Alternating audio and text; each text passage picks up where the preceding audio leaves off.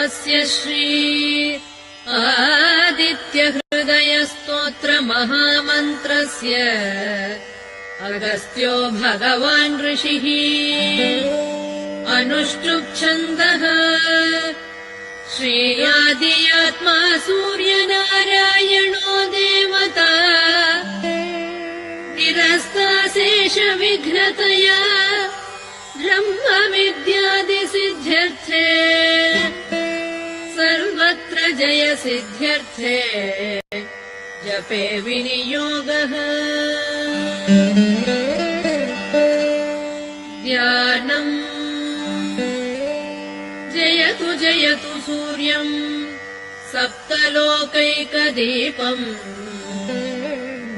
किरणशमितपापक्लेशदुःखस्य नाशम्